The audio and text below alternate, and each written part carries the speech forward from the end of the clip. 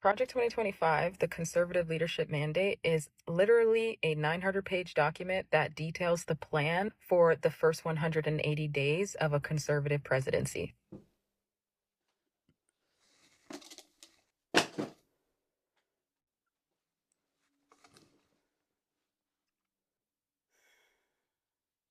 Well, actually, Project 2025 is way more than just a document. It's an extremely organized, built-out strategy based on 4 pillars. Pillar number 1 is this. This book is called A Policy Agenda. Mandate for Leadership, the Conservative Promise. Think of this as the policy Bible. I did not come up with that name. The entire book's sole purpose is reshaping federal policy and shifting societal norms in America to align almost exclusively with conservative values.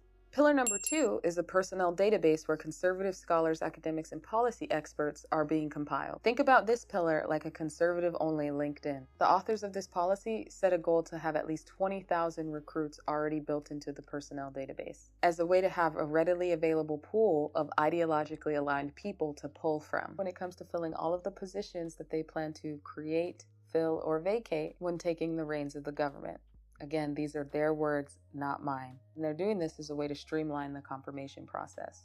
Make sure that there are 0 hiccups. Pillar number 3 is their Presidential Administration Academy. It's an online educational system of training programs specifically for those potential employees under the role of a conservative president. Again, the goal here is speed. They want the ability to just plug and play. Pillar number 4 outlines the transition plans in a 180-day playbook. The 180-day playbook is driven by the policy agenda itself. And so if the policy agenda is the guidebook, then think of the 180-day playbook as the roadmap. These 4 pillars together are what makes up Project 2025. Okay, thank you. Now I know what Project 2025 means, Deja, but why should I even care about this? What does a conservative promise even mean? Why are you bringing this up? Well, my curious friend, I'm glad you asked. The average age of an empire is 250 years. Can you guess where we are on the calendar? It's okay. Pause this video for a second and do some math from 1776. And then I want you to do with that information what you will. I've been reading this book for the past 3 months, and it's made me realize something interesting, and it's that there are 3 major factions in this space: conservatives, Republicans, and the Christian right. That's what we need to watch for. I know I'm telling them. That's who we need to be afraid of. They are all different, and it's important to note that they don't always agree, but for the most part, the purpose of this project is to make sure that everyone who identifies with conservative values, meaning on a basic level they share advocacy for limited government, upholding traditional values, supporting national defense and free market principles, is aligned with the 4 conservative promises that are made in this book. The project itself is spearheaded by a conservative think tank known as the Heritage Foundation. Chances are, if there's some major conservative push for a form of legislation, you can bet your bottom dollar that the Heritage Foundation has their hands in it. Everything is in here. They liken transgenderism to pornography and go so far as to say that anybody, even teachers who are distributing types of media that detail this type of pornography, should be jailed and registered as sex offenders. Teachers. While the plan definitely criticizes the normalization of transgenderism, it's important to understand that this is a part of a larger, broader agenda to control cultural and educational narratives. The authors see it as restoring the family as the centerpiece of American life and protecting our children. The way that they plan on doing that is to remove content that is deemed inappropriate by a reasonable person from schools and libraries and only allow materials that reflect conservative values. There's a new bill in West Virginia that says librarians can be charged if it's found that they shelve educational content or books that they've deemed inappropriate. And there's some people who think that this bill will keep kids safe, but there are others that are worried librarians, teachers, education providers run the risk of being charged or getting blamed unfairly just for having a wide array of books available, which could include useful educational content. This personally stresses me out because I hate the thought of librarians being afraid to offer certain material affecting what I have the ability to read or learn about. Several states have already either removed criminal liability exemptions for public and school libraries, or they've already started expanding the definition of what they see as obscenity to capture a wider array of books. That could potentially result in criminal charges for simply having them on the shelves. Imagine your health teacher being arrested for teaching sex ed. Please don't think this is coming. This is already happening. If you're worried about the lack of action on climate change, it's because they're already focusing on how they can benefit from things like permafrost. It's not a priority. How can we make money off of this? In fact, Project 2025 explicitly aims to end all current climate change efforts. It's advocating for a complete reversal of initiatives like the Paris Climate Change Agreement. It goes real hard about making sure that we know that America's energy interests are going to take a huge priority over any environmental concerns. This plan includes everything, including ways to expand operations in places like Alaska in order to better harvest its rare earths, natural gases, and oils. It even includes plans about Antarctica, where the authors plan on capitalizing on things like shipping and tourism in the area. It'll be a no going back shift towards fully exploiting natural resources for economic growth, as well as abandoning pretty much all climate change mitigation efforts. I'm going to quote the policy agenda directly here for a second, which refers to environmental extremism as anti-human. Environmental ideologues would ban the fuels that run most of the world's cars, planes, factories, farms, and electricity grids, abandoning confidence in human resilience and creativity in responding to the challenge of the future would raise impediments to the most meaningful human activities. They would stand human affairs on their head, regarding human activity itself as fundamentally a threat to be sacrificed to the God of nature. My problem here is it's not that they don't believe in you, brother. I personally, no doubt about it in my mind, believe in human resilience and creativity. It's actually that I just have much more faith in the power of greed. And this here assumption denies the reality of unsustainability. It pushes for the U.S. to remove itself from any association with the UN or any other efforts to create sustainable development priorities, especially those that are connected to food production. And that just seems way more anti-human to me. Or maybe it's that it was both 8 degrees and 80 degrees in January this year. But alas, I know nothing. And I'm sure the planet's fine. They're trying to get rid of all DEI, diversity, equity, inclusion language from all legislature, all of it, except for religion. They want vast, robust protections for religion. Yes, the goal is to eliminate what they see as indoctrination from anti-American woke revolutionaries, divisive critical race theory programs, and DEI initiatives from all educational and governmental institutions. The authors believe that talking about race in nearly all capacities creates an inferiority complex. This is again a part of a larger effort to promote a conservative agenda and push certain conservative perspectives, ideals, and values. Some of the recommendations the authors provide include vast protections for religion and religious tax exemptions.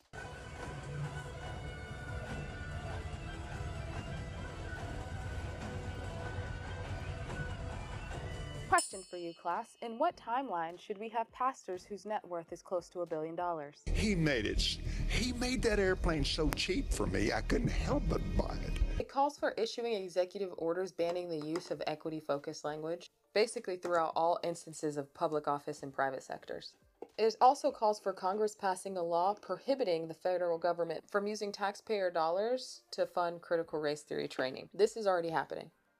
There's a venture capitalist fund called the Fearless Fund that was created solely to fill the gap of less than 1% of venture capital recipients being Black women, despite Black women being the fastest growing group of entrepreneurs. The group has been hit with a lawsuit from the conservative group American Alliance for Equal Rights. They aim to bleed the fund dry, and it's working. It's working as intended. Do you also find it funny that there were no lawsuits presented when less than 1% of the population was being provided the same opportunities as other populations?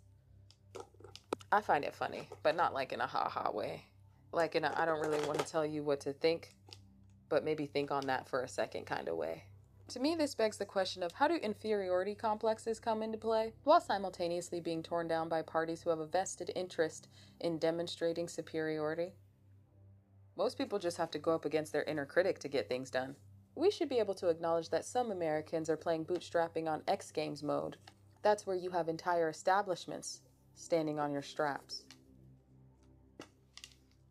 First and foremost, the U.S. must prevent Iran from acquiring nuclear technology and delivery capabilities and more broadly block Iranian ambition. While focusing on foreign policy, specifically on the broader Middle Eastern strategy, Project 2025 pushes for a continuation of conservative emphasis on national security and energy dominance. The policy agenda specifically states that if an internal organization is effective and advances American interests, then the U.S. should support it. If an international organization is not effective and does not advance American interests, then the U.S. will not support it. Make no mistake here. This is important for you to understand as an American. There is a commitment to supporting allies like Israel, no matter which president we have. We already know that this is a strategic priority focused exclusively on maintaining influence and access to resources in the region. Policy agenda also calls for the Palestinian Authority to be defunded, as well as prioritizing keeping Turkey in the Western fold as a NATO ally to prevent any hedging towards Russia or China. When it comes to Africa, the authors of the policy recognizes the abundance of resources that Africa offers. After I liberate the Jewish people, I will go to Africa to help liberate the black people. It also recognizes that lately, as Africa's strategic influence has grown, U.S. influence there has declined. Sub-Saharan Africa has been fundamental to the global prosperity of the advanced countries. Okay? And Africa had a role to play. It has a role as a raw material producer. We will not allow Sub-Saharan Africa to escape that. Okay, we do everything to keep Sub-Saharan Africa where it is, also impoverished. It's absolutely vital for the prosperity of everyone else. So let's get clear about that. Okay? So they want to shift their strategy from assistance to growth. Some of the tactics that they want to use to do this include phasing out humanitarian aid, the recognition of Somaliland statehood, and a focus on supporting American companies that are involved in industries that are important to America's interests, or those that already have a competitive advantage in Africa. To combat African-based terror groups like Boko Haram, the authors recommend that the U.S. support capable African military and security operations to provide foreign military education, training, weapons, and security assistance. This is just the tip of the iceberg of foreign policy. Side note, did you know that America has almost 800 military bases in over 70 countries and territories while having no foreign military bases on its soil? I found that quite interesting. Onward. The reason why this document was so scary to me is because this isn't the first time it's happened. The first time they actually laid out a plan like this was with Reagan, and they were able to enact 60% of what they wanted achieved based upon having it all laid out already. 60% of Reaganomics was already laid out. Indeed, Reaganomics was trash. But do you know what's even more trash-like in nature? The realization that the Reagan administration's success in implementing such a large chunk of the ideas from Mandate for Leadership showcases the impact of them having such detailed planning. 60% of Reaganomics was all it took for us to arrive here, still waiting for our trickles, the middle class all but disappearing into an in-between space where American and blue-collar workers are paying higher tax rates than billionaires. This is why we're talking about this today, class, because this isn't just a bunch of fanatics writing manifestos. Don't be so dismissive. We're getting put on game up front. Project 2025 aims to replicate that success. But peep this. You don't need a time machine or a flux capacitor to take you back to dropkick baby Reagan into another profession to undo the damage done by his administration, because you have this book that is highlighting the strategic importance of these documents and the impact that they have in shaping conservative administrations. It's right here. It's right in front of us. You know in the movies when one of the main characters is geeked to unveil their plan to take over the world and then they start monologuing? This is the monologue. This is the monologue. It's even more frightening because there is an attack on education. An uneducated population, you are able to sway consistently with propaganda. To be fair, I actually like the idea of transferring education to the states in principle, but in actuality, it also makes me wonder, if every state's allowed to teach something different, how will we ever close the gap on the very real problem that is America's revisionist history? Also, it makes me wonder about if you're in a poorer state with lower home ownership. Less home ownership means less property taxes, which funds schools. How might that impact the quality of the education you receive overall? This one is for extra credit. Take this time to guess how the top 10 poorest states in the nation tend to vote. The policy agenda calls for changes to ensure that schools comply with the colorblind ideal. It's asking that the next administration create a parent's Bill of Rights that schools have to abide by. And in this Bill of Rights includes the right to support and provide relief to parents who sue educational institutions for teaching or talking about critical race theory, or teaching American history in any capacity that isn't celebratory of its total awesomeness. I'm not kidding. They're arguing that teaching America's full history is equivalent to defending the false idea that America is systemically not as nice to some people as it is to other people. And to do so, to even teach that, is a violation of the parents' rights, and the parents should be allowed to sue with support of the federal government because of that. No problem with parents having rights, but for me, wait, how exactly does creating multiple realities through historical fiction create alignment, remove division, and better our country overall? I'm still waiting on that answer too, young Padawan. I'm still waiting on that answer too.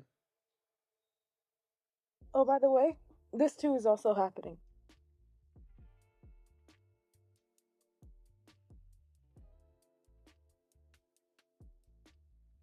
So I challenge young people to read this, post about it, talk about it, discuss it. To be totally fair, there are some things in the policy agenda that I agree with and can empathize with when I put myself in the shoes of a conservative. But what I have found is that it is often very short-lived because of the potential implications of such broad overreach that you start to realize is sure to happen by giving the president ultimate power in the way that this policy agenda suggests, specifically with the minimization of so many checks and balances. A lot of the plans outlined in this book are rooted in the taxpayer not paying attention. And I don't know about you, but I hate when a company's entire business model is banking on making the system so complicated or making it so hard to cancel that you just become so overwhelmed with the process that you just give up and let them take your money. Any business model that is dependent on your ignorance should not be a sustainable business model. Repeat after me. American ignorance should not be a part of the business plan. What will happen, we'll eventually get to the point where these things are happening and we'll go, how did we get here? Will Pikachu face it? How did we get here? This is how we got here. No one raindrop thinks that it started the flood. Pay attention.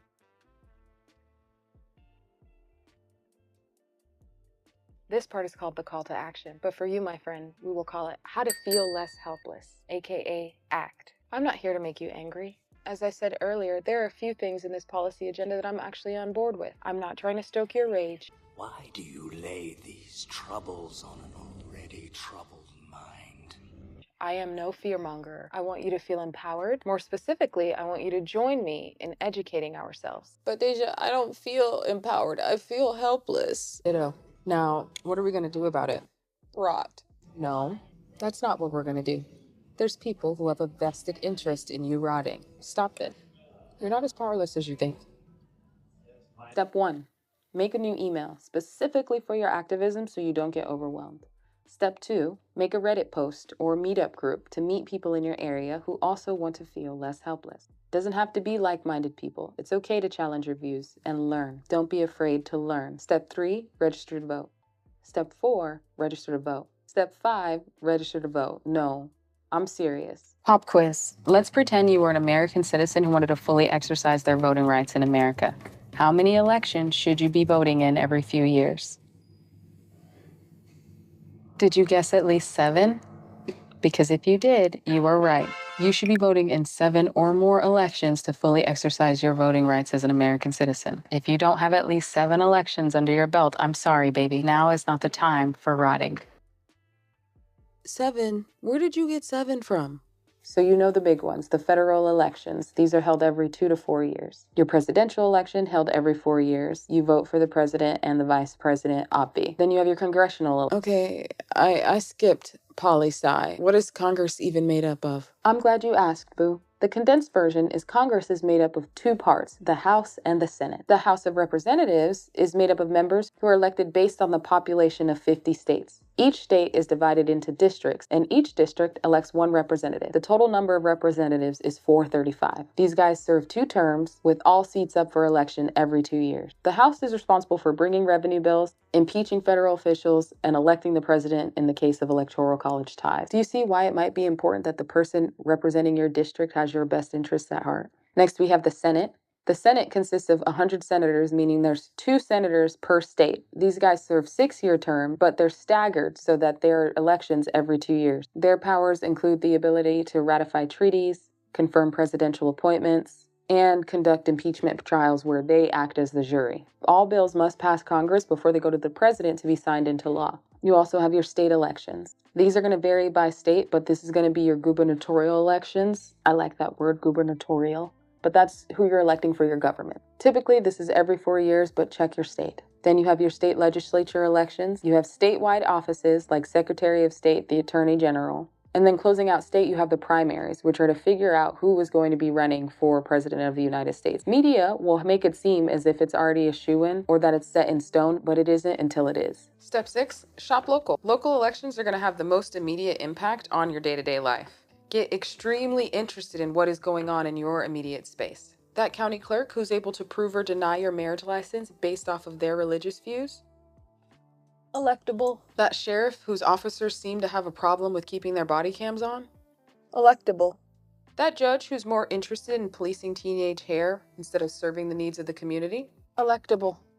That DA who rarely prosecutes insider political crimes? Electable. Electable. Totally electable. Are you awake yet? Step 7. Open up a new tab. Summon ChatGPT-4. Type this into your search bar. Give me a list of local elections in my city and state. After that, be sure to ask for the town hall schedule in your city. To fully exercise your voting rights, you need to participate in all the elections that you can, not just the presidential or midterm congressional elections. Local and state elections are way more focused on the direct impact of your daily life. Problem with your street lights? Hold your county commissioner accountable. Hold your mayor accountable. Don't like what's happening at school? School board elections. You also want to pay attention to special elections. These are usually held to fill vacancies that occur when an elected official resigns or can't complete their time, which can happen at any level, at any time. You feel hopeless because you haven't realized you have the power to take the jobs of the people serving you if they're not serving you. It's time to stop consuming and start creating.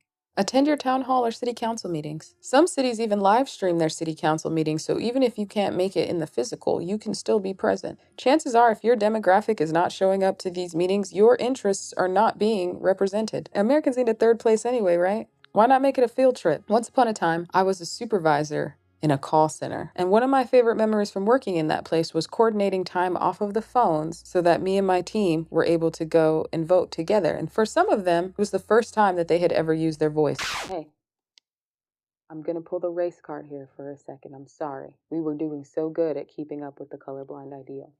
But if you are a person of color in America, you have a responsibility to use your voice. This is not optional. I need you to understand that there were anti-literacy laws in place at the same time that Rockefeller was starting to build his fortune. I'm going to pause here for dramatic effect. I really need you to sit with the thought process and desired effects of concentrated efforts to make reading and learning illegal. Nonconformity isn't piercing your face or getting rage bait content tattooed. That's easy. Nonconformity is you and 3 of your wanna-feel less helpless homies rolling up to a town hall meeting to have a say of what's going on in your community. Better yet, grab a couple felons to bring along with you. Depending on your state, felons never lose the right to vote, contrary to popular belief. Yet another American myth that no one bothers to correct because it's to someone's benefit that you stay asleep. You want to really rage against the machine? You want to be a true anarchist, brother? Stop allowing old, out of touch people dictate your future. Every time cancel culture opts to cancel a celebrity instead of the elected officials whose job it is to shape our laws, somewhere in the world, a villain belly laugh is born. Stop giving these people jobs. Every time you allow someone undeserving in office, you reward mediocrity. Stop allowing these people to keep their jobs without performance reviews. You have performance reviews at your job, don't you? Shouldn't those in public office be held to the same level of evaluation? Your boss doesn't just forget to tell you when you're not doing your job right. They're not too busy to fire you. They're not too overwhelmed to let you know that you're not measuring up. That doesn't happen. But if you showed up, only two things can happen: change, or we start the process of pulling the Scooby-Doo mask off of the entire farce. But if you're not voting, you're complicit in corruption. And maybe you don't want to do that. Maybe let's not do that. You know what? We'll call it trickle-up accountability. This next step is optional but important. If you are someone who just honestly does not have time to advocate for yourself, here's what I want you to do. Find a nice, quiet place to sit down. Open the settings of your phone. Scroll down to screen time. Make sure you select week view. That part's important. And I want you to stare at the highest number of hours and the name of the app that you gave your finite attention to. If you have more than 2 hours of screen time in any app, it's all love. No judgment, I get it. But perhaps we can see where we can carve out a little bit of time, budget, if you will. And after that, let's kindly return to step 7.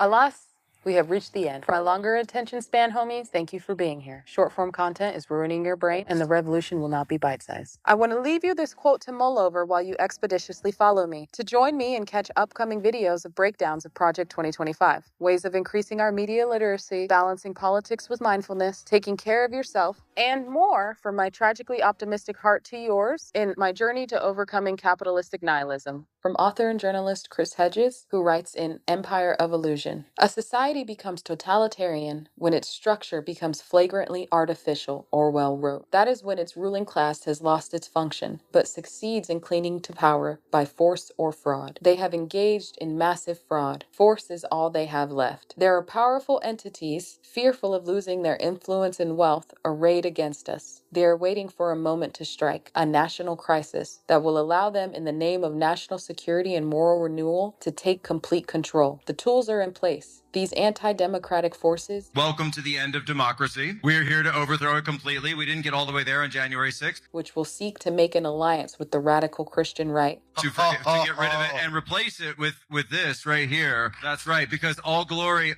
is not to government, all glory to God. And other extremists will use fear, chaos, the hatred for the ruling elites and the specter of the left-wing dissent, and terrorism. Missouri GOP candidate for governor was only an honorary member of the Ku Klux Klan. To impose draconian controls to extinguish our democracy. And while they do it, they'll be waving the American flag, chanting patriotic slogans, promising law and order. And by then, exhausted and broken, we may have lost the power to resist.